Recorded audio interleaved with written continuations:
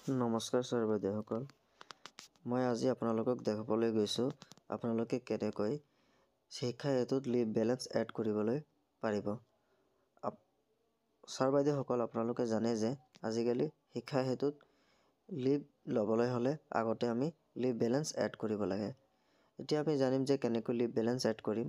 Live balance add কৰিবলৈ প্ৰথমতে আমি গুগল ক্ৰমত যাম।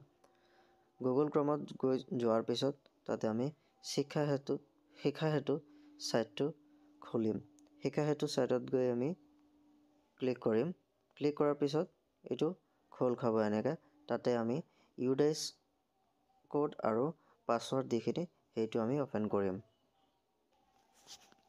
শিক্ষা হেতু পৰ্টেলটো লগইন হৈ যোৱাৰ পাছত আমি প্ৰথমতে এই মোবাইলটো ডেস্কটপ মোডত লৈ যাম।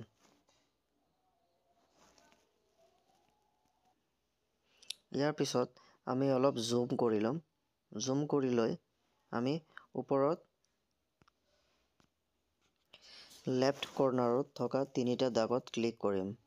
ক্লিক কৰাৰ পিছত আমি 4 নম্বৰ অপশ্যনত পাম টিচাৰ এণ্ড ষ্টাফ। তাতে আমি ক্লিক কৰাৰ পিছত পাম টিচাৰ এণ্ড ষ্টাফ লিষ্টিং। তাতে যাম।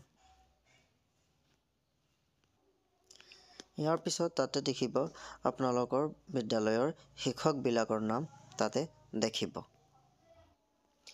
এতিয়া আমি ৰাইট সাইডৰ পৰা লেফ্ট সাইডলৈ পেজটো স্ক্ৰল কৰি ল'ম। স্ক্ৰল হৈ যোৱাৰ পাছত আপুনি চিলেক্ট একশ্যন বুলি আপোনাৰ নিজৰ নামৰ লাইনটোত ক্লিক কৰিব। তাতে আপুনি ভিউ লিভ বেলেঞ্চ বুলি লিখা থাকিব, তাতেই ক্লিক কৰিব। ক্লিক কৰাৰ পিছত আপোনালোকৰ নাম আৰু বিভিন্ন প্ৰকাৰৰ লিভবোৰ তাতে দেখাব। এতিয়া আমি আকৌ সাইডত স্ক্ৰল কৰি ল'ম।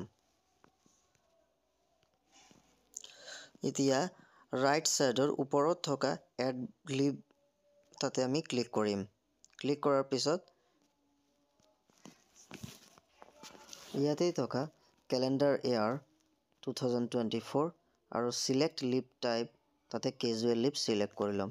এতিয়ালৈকে ছাৰ বাইদেউসকল আমাৰ বিভিন্ন লিভবোৰৰ লিভ টাইপৰ চিলেক্ট কৰাৰ অপশ্যনটো দিয়া নাই, অকল কেজুৱেল লিভৰে দিছে। সেইকাৰণে আমি কেজুৱেল লিভটো চিলেক্ট কৰিম আৰু তাতে আমাৰ মুঠ লিভ বেলেঞ্চ 12টা এড কৰি দিম। এড কৰি কিনি ছাবমিট কৰিম। ছাবমিট হৈ যোৱাৰ পাছত আপোনাৰ লিভ এভেইলেবল বেলেঞ্চটো 12টা দেখাই দিব।